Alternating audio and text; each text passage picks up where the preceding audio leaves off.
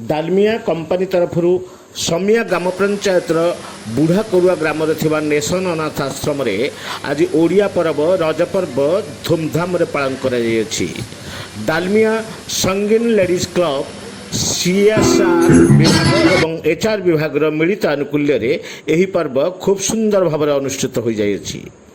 एठारे रहुतुबा छोट छोट पिला मानकु खूब सुंदर नृत्य और संगीत परिवेशन करथिले।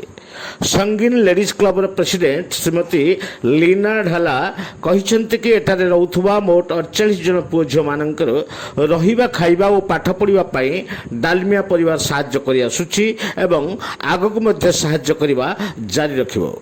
पिलामानंकर सुंदर भविष्य गढ़िबारे डालमिया सर्वदा आगरे रहिबो।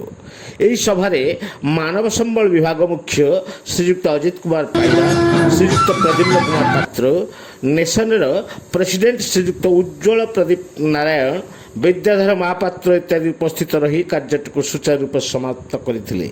बर्चणारू कार्तिक चंद्र राउत को रिपोर्ट न्यूज अभी तक।